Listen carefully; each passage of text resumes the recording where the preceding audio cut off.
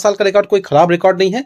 इतनी बड़ी गिरावट के बावजूद स्टॉक में लगभग 518% के आसपास का रिटर्न कंपनी बना के दे रही है, और वो भी जिसके लॉन्ग टर्म इन्वेस्टर्स है वही कमा रही है। फिलहाल नाम देख सकते हैं टाटा एल्क्सी लिमिटेड। तो दोस्तों टाटा एल्क्सी की अगर हम बात करें तो कुछ इंपॉर्टेंट पॉइंट्स है जिसे हमें नोट करना चाहिए, जैसे कि म्यूचुअल फंड की होल्डिंग्स। तो दोस्तों अगर हम जनवरी महीने की अगर बात करें तो डेटा के हिसाब से 19 ऐसे म्यूचुअल फंड हैं जिन्होंने टाटा एल्क्सी में अपनी होल्डिंग को बनाया है, बढ़ाया भी है, और साथ ही साथ कुछ ऐसे म्यूचुअल फंड है जैसे कि 10 ऐसे म्यूचुअल फंड है जिन्होंने अपनी होल्डिंग को सोल्ड आउट भी किया है। तो ये तो चीजें चलती रहती हैं, सोल्ड आउट भी होते हैं, बाइंग भी होती है एंड होल्डिंग्स भी रहती है। तो ये चीजें एक्टिविटी के रूप में हमें देखने को मिलती ही रहती है हर एक स्टॉक्स में। तो फिलहाल पॉइंट ये नहीं है, कंसर्न ये है कि अगर आप देखते हैं कि स्ट्रैटेजी किस तरीके से म्यूचुअल फंड्स बना रहे हैं वो ज्यादा इंपॉर्टेंट है। जैसे कि आप देख सकते हैं ये जो ग्रीन कैंडल, ये जो आपको ब्लू कैंडल दिख रहा है, ये ब्लू कैंडल रिप्रेजेंट करता है कि कितने म्यूचुअल फंड ऑलरेडी इसमें होल्ड अपनी बनाए रखे हैं, जैसे कि आप देख सकते हैं ये कैंडल के हिसाब से। और ये जो आपको देख सकते हैं ग्रीन कैंडल, ये रिप्रेजेंट करते हैं कि कितनी म्यूचुअल फंड ने नई होल्डिंग्स बनाई है, एंड ये रेड कैंडल ये रिप्रेजेंट करता है कि कितने होल्डिंग्स को सोल्ड आउट किया गया है।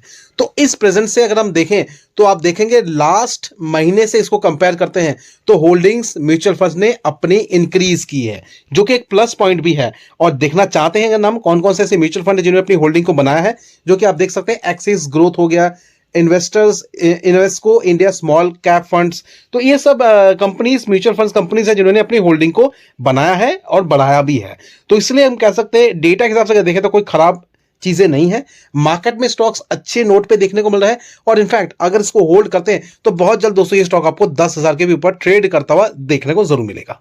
और दोस्तों फिलहाल अगर कंपनी के रिजर्व्स की तरफ हम ध्यान दें तो देख सकते हैं रिजर्व्स ही आपको ग्रोइंग मोड पे ही नजर आएंगे, जो कि फिलहाल 1538 के करीब है, और लास्ट टाइम जो था लगभग 1289। तो ये भी देखा जा रहा है कि हर साल जो रिजर्व्स है कंपनी के वो बढ़ते हुए देखने को मिल रहे हैं, मतलब अच्छे इंक्रीजिंग मैनर में है। एंड दूसरी तरफ अगर हम लॉन्ग टर्म बोरिंग की बात करें, कर्जे की बात करें, तो देख सकते हैं किसी भी तरीके का कोई भी कर्जा नहीं है। तो कंपनी एक तरीके की डेट फ्री कंपनी है। तो इस लिहाज से अगर देखें तो कंपनी का पैटर्न भी बुरा नहीं है, नंबर्स भी अच्छे हैं, हर क्वार्टर में कंपनी अच्छे नंबर ही प्रेजेंट कर रही है। फिलहाल एक बहुत ही इंपॉर्टेंट कंसर्न ये है कि दोस्तों आप सभी जानते हैं ये है मार्च महीने का सीजन, मतलब महीने की अगर हम बात करें तो मार्च महीने जैसे ही खत्म होगा दोस्तों क्वार्टर 4 के रिजल्ट का दौर शुरू हो जाएगा। एंड ऐसा एक्सपेक्ट हमेशा किया जाता है कि सबसे पहले जो कंपनियां हैं आईटी कंपनीज अपने नंबर प्रेजेंट करती है। तो ऐसा आप मान सकते हैं कि अप्रैल की बात करें तो मिड ऑफ अप्रैल से आपको कह सकते हैं आईटी कंपनीज के नंबर्स आने शुरू हो जाएंगे और आपको पता भी लग जाएगा। फिलहाल सबसे पहला नंबर हम सभी जानते हैं कि टीसीएस ही नंबर अपने प्रेजेंट करती है। तो टीसीएस के नंबर के आने के साथ ही ऐसा अंदाजा हो जाता है कि बाकी कंपनीज किस तरीके से अपने नंबर प्रेजेंट कर सकती हैं। इसलिए अभी के माहौल के हिसाब से हमारे पास सिर्फ हम कह सकते हैं लगभग 1 महीना का करीब का ड्यूरेशन है। उस 1 महीने के दौरान हमें ये सारी चीजें पता लग जाएंगी कि आईटी कंपनीज का नंबर किस प्रेजेंट में या किस मैनर में आने वाले हैं। फिलहाल जिनके पास भी ये स्टॉक है टाटा एल्क्सी का, जरूर आपको होल्ड करना चाहिए, एंड अगर चाहते हैं इंक्रीज करना तो भी कर सकते हैं। नेक्स्ट दोस्तों देख सकते हैं अगर हम डिलीवरी क्वांटिटीज की बात करते हैं तो लगभग 38% के करीब हमें डिलीवरीज देखने को मिली है। तो इस पॉइंट को भी चाहे तो जरूर नोट कर सकते हैं। तो फिलहाल जो भी पैटर्न्स हमने देखे हैं टाटा एल्क्सी के बिहाफ पे सारे पैटर्न्स पॉजिटिव वे में ही है। सिर्फ मार्केट की सिचुएशन है जो कि हमें अप्स एंड डाउन्स के साथ देखने को मिल रही है, लेकिन बहुत जल्द ये सिचुएशन जो है सुधरती हुई नजर भी आएंगी। एंड इनफैक्ट उन तेजी के लिए उस टाइम जो तेजी रहेगी वो दोस्तों आपको तभी मिल पाएगी अगर आप अपनी होल्डिंग अभी से बनाना शुरू करते हैं। इसलिए हर एक गिरावट में जरूर कोशिश कीजिए स्टॉक को एकोमोडेट करने की, एवरेज करने की।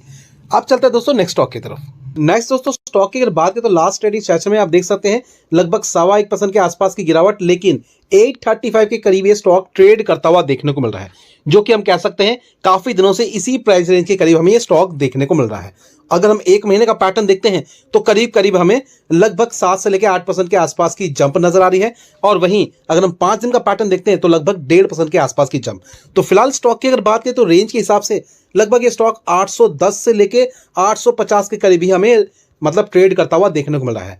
फिलहाल अब पॉइंट ये है कि अगर ये स्टॉक लगभग 850 के ऊपर अपनी क्लोजिंग देता है और सस्टेन करता है तो दोस्तों आपको फर्दर जो लेवल्स हैं आपको लगभग 890 या फिर 900 के करीब देखने को मिलेंगे। इसलिए इंतजार कीजिए, स्टॉक्स में थोड़ी बहुत प्रॉफिट बुकिंग होगी और ये स्टॉक लगभग आपको 805 के करीब आता हुआ देखने को मिलेगा, क्योंकि अभी फिलहाल ये थोड़े से हायर लेवल पे है, मतलब अपने ऑलमोस्ट कह सकते हैं अपने हाई लेवल के करीब ही है। फिलहाल अगर 800 लेवल के आसपास आता है, 805 के करीब, तो फर्स्ट ऑर्डर आप लगा सकते हैं। एंड अगर इसमें फर्दर गिरावट होती है मार्केट की टर्बुलेंस के मुताबिक, तो चाहे तो अपना 790 या फिर 780 के करीब अपना सेकंड ऑर्डर लगा सकते हैं। तो ये दोनों ही लेवल्स बहुत इंपॉर्टेंट है, जरूर नजर